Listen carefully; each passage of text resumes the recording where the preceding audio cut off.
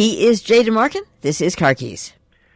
Yes, it is, and it was a great fall weekend here in the northwest corner of Connecticut in our tri-state area.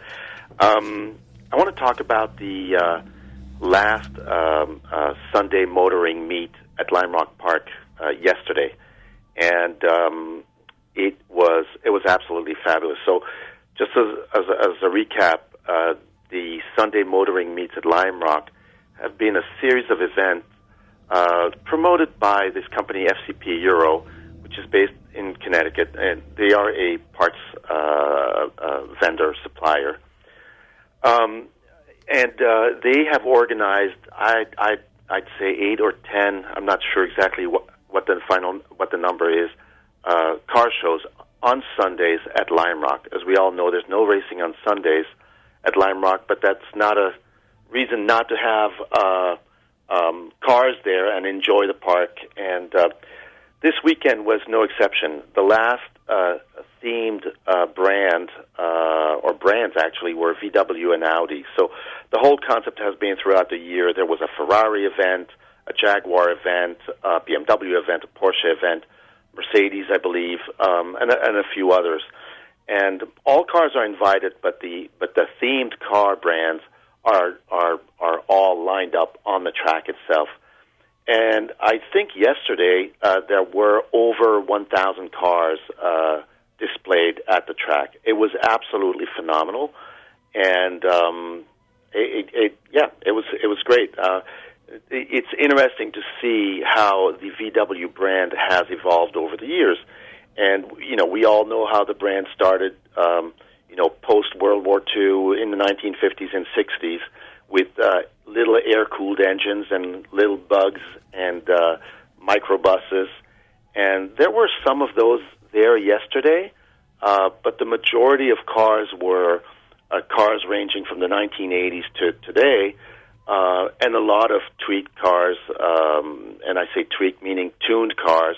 A lot of people have gone through a lot of expense and labor to make those cars, quote-unquote, better, more performance.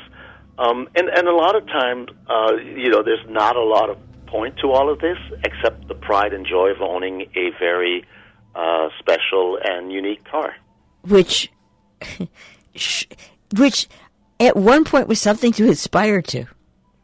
Yeah, I mean, in this day and age of bland automotive, or perceived bland automotive landscape, it's fun to see people who actually, love their cars and just personalize them. I mean, I'm thinking of one Volkswagen Golf R, fairly contemporary car, that was in a green color that I know Volkswagen does not offer. So this car was totally stripped, painted, and rebuilt for no other reason to make it totally unique. And this is just one example. But it was great to see the event. It was also a Halloween themed event, so a lot of people and a lot of kids in costumes. Saw a lot of people there who were there at Lime Rock for the first time, and I guess this is part of what the track is trying to do, is attract new people to new events and just promote the track. And I think they do that in a great way. And again, these car shows have been phenomenal all throughout the year, but this one's the biggest one yet. And on a side note, there were actually, I stopped to take a picture of a license plate. Now I'm going on a tangent and talking about diesel and diesel fuel and Dieselgate. I see this one Volkswagen station wagon, and the license plate is Dieselgate, DSL Gate. And I thought, okay, somebody's not embarrassed by the whole diesel scandal that VW went through. And so I take a picture of the license plate, and the very next car, the guy looks at me and says, "You may want to take a picture of mine too." And it was the same car, same color, and diesel, and it was another Dieselgate plate spelled slightly differently.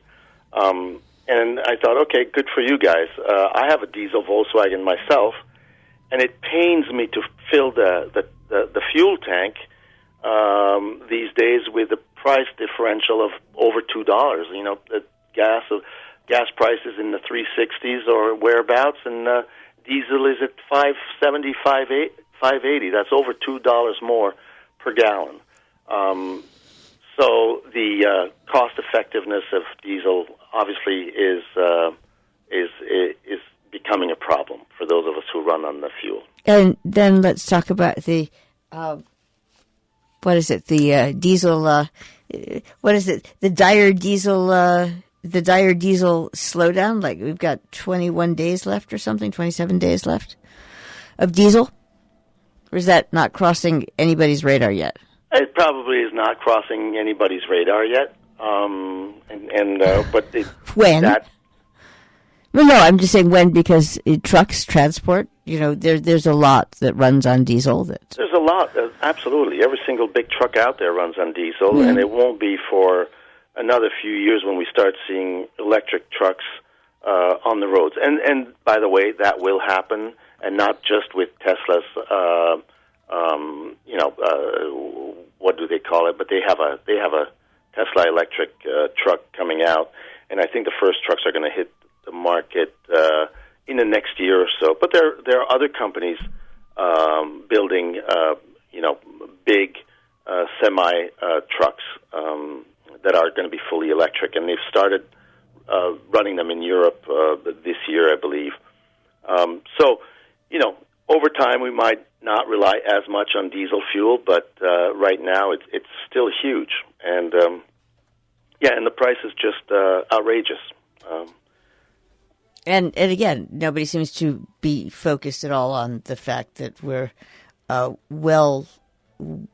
working our way down to a situation. Let's just say an issue.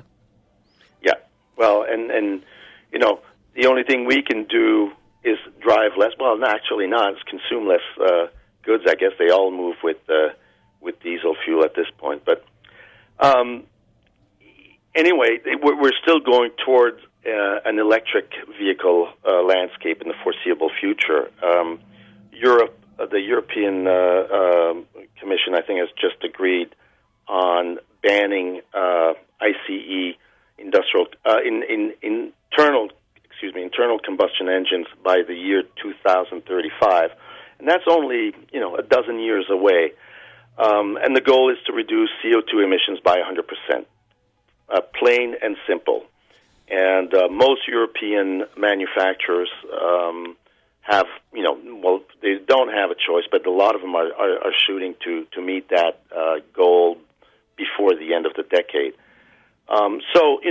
We can find all the reasons not to like or want to drive electric cars, but the reality is the biggest, one of the biggest markets in the world, Europe, is going to go all electric in the next 10, 12 years. So it's certainly going to affect the number of cars that manufacturers are going to put out, and so even just on the supply side, on this side of the pond, we're sure to see a lot more electric cars coming out in the next few years. So let me ask an annoying question, if you don't mind. So so the European electric grid is stronger than ours, yes? I don't know. We're good. They're going to have problems. Yes, I mean they're having problems already now. I'm having anybody who knows me on this date can tell that I'm having problems. They're not even issues. They're problems with massive inconsistencies, and it's almost like seeing how much people will swallow without questioning the narrative from a practical standpoint. Because again, we see the electric cars are great, except that you have to plug them in. You have to plug them in, and there's all sorts of issues that come with that. Obviously, the electric grid is obviously the major one. And without an electric grid that's reliable, you're not going to have cars on the road. So your point is well taken. Just thought I'd mention it. Let's move on to the shiny colors and the nice. There's great new electric cars on the market, and Car and Driver just elected their EV Car of the Year, and it is the Hyundai Ioniq 5, which is a great-looking electric vehicle. It's great-looking. It is well-built. It's attractively priced. It does everything well. It's an SUV, but kind of looks like a car. It has more than adequate performance, and the range is amongst the best in the 250 to 300 mile, I think 270 mile range. And again, range is not everything, because a lot of new electric vehicles like the Rivian truck and the Rivian SUV, the Hummer SUV, even the Ford F-150 Lightning, all have more than adequate range in the 300, sometimes up to 400 mile range. But you still have to produce the energy to move the vehicles, and they're big vehicles. They weigh 7,000 pounds or more in some cases, and they have bigger motors, bigger battery pack. It takes longer to charge them, so the cost of running them is still in proportion with the size of the vehicle. I mean, running an electric vehicle is not free. I mean, plugging it in costs money, and there's also an interesting article and analysis of the cost of running a gas-powered car versus an electric car. And this one test I was reading about just in Car and Driver compared the Kia, one of the little Kias, I forget the name, the Kia Kona electric versus the gas model, and also compared the Ford F-150 Lightning to the gas-powered F-150. And surprisingly, or not surprisingly, the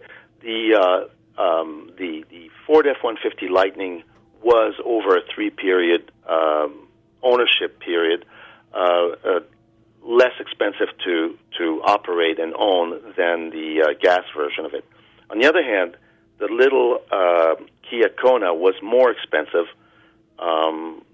by a lot, unless you factored in the $7,500 tax credit. I think the electric Kona was $5,000 more total ownership cost over 3 years.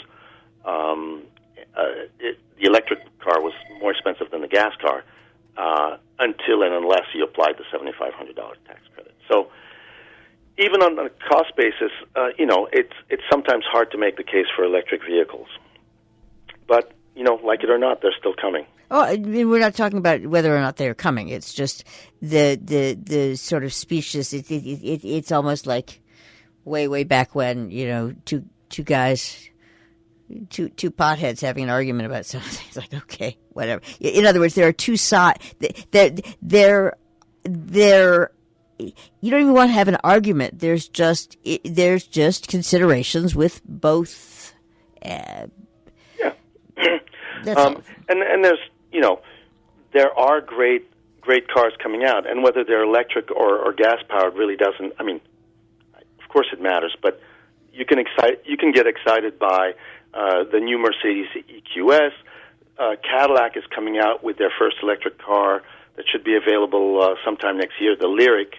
And I was surprised to see that the car is actually going to be available for, I think, $65,000, and that's a real price. So it's going to be very attractively priced. The performance is going to be so-so. They're going back to Cadillacs, I guess, of yesteryear, where floating around in a big boat at cruising speeds versus overall performance is perfectly acceptable. Is that because of family size? I'm not sure why. I think they just are or they've got a lot of extra. Okay, all right. And to be fair, electric vehicles have been the race to make electric vehicles stupidly fast. It's just crazy. I mean, I think there are 9 or 10 cars in the electric car offerings that do 0 to 60s in less than 3.5 seconds. And that's just unnecessary. I mean, it's nice to have power getting off a stop sign and going up hills, but 0 to 60 in 3 seconds actually hurts your wrists, hurts your neck, hurts your head, as it gets banged on the headrest. There's just not much point in the game. I think it was more. You'll forgive me, but more of a selling point to show that this wasn't like a go-kart compared to a regular petrol combustion engine, and then everyone got carried away with that competition instead of the but right, would love to, very nice. Now, how do we make this functional for and affordable for the average person? Yes, if we're going that way, if we're really going that way, if we're messing with you, hey, mazel tov, everybody have a great time. Back to the question of costs and operating costs, I was actually surprised to see that the maintenance cost on that Kia Kona were not very different between the electric car and the gas-powered car. Now, in all fairness, 3-year ownership at 15,000 miles is still less than 50,000 miles on a car. ICE engines don't require a lot of maintenance or part replacements at that stage of their life. It'd be interesting to see if the calculation on 100 or 150,000 miles might be different. And I do believe that vehicles that do run high mileages will benefit from being powered by electric motors. I think there's no doubt that they are simpler in their build. Mechanically, there are a lot less moving parts involved in an electric motor than there are in a gas-powered car. And I think over time, electric motors will still be the way to go. And you think that I'm always amazed that at the beginning of the turn of the last century, not this one, but the 1900s, you had electric buses, you had electric everything, so you had cars that were literally plugged into the floors of the dealerships. Yeah, but I think all these technologies evolved quite a bit, and back to the EU situation. There is a push, or there's one manufacturer of performance cars, Porsche, that is holding on to the idea that we can produce synthetic fuel and still have sports car. In Porsche's case, they're obviously looking at sports cars and have sports cars powered by this synthetic fuel. And Porsche has worked a lot on that and is trying to develop this synthetic fuel for racing applications. But I think it's a losing battle in the long run, and it obviously is a shame because I personally like fun cars. My next car may very well be I'm looking, and I've talked about this before, a little 2-seater Subaru BRZ or the little Toyota equivalent. These are cars that run just over $30,000. They get good gas mileage. They're simple. They're fun to drive. They're not extremely fast. But I don't have a family to haul around, so I can look at that type of car. But other people just go the route of finding old cars, and there's plenty of old classic cars to just go motoring on weekends. That is, again, we go back to the enjoyment factor, which in some cases I think people have forgotten about.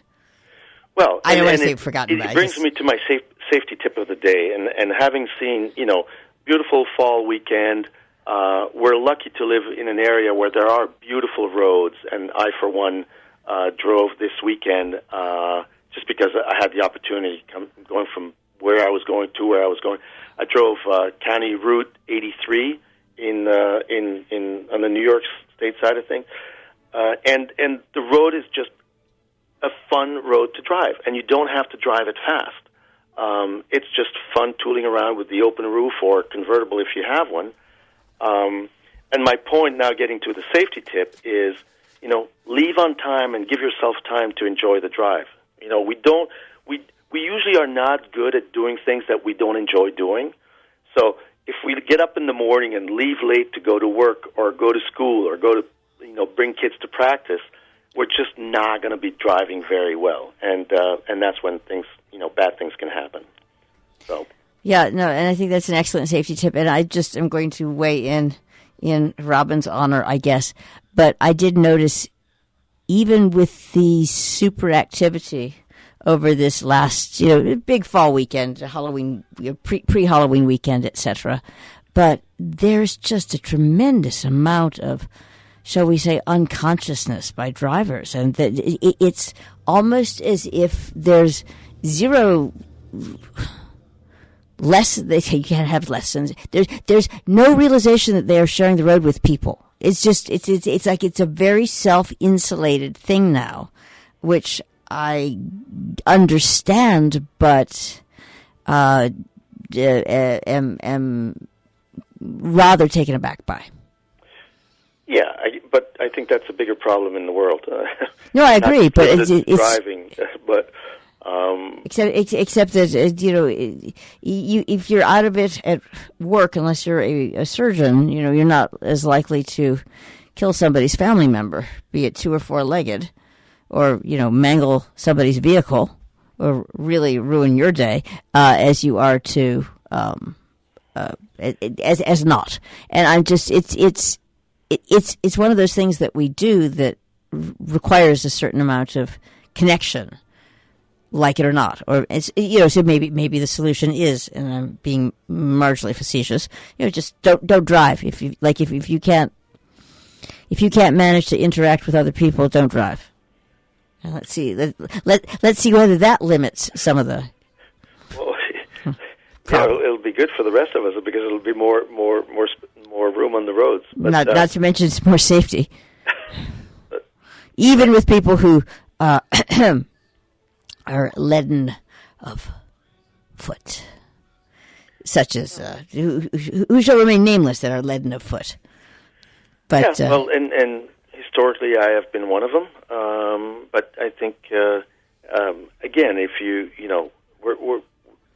it's nice to enjoy the drive, and I think that if you give yourself the time to do the drive, even if it's a regular commute, it just makes it a lot more enjoyable. And I think if we're just more relaxed, maybe we are more attentive to what's going on around us, and especially more respectful and more aware, and just willing to give up, either time or space on the road. And I happen to endorse that position. So I'm going to say he is Jay DeMarcken. This is Car Keys.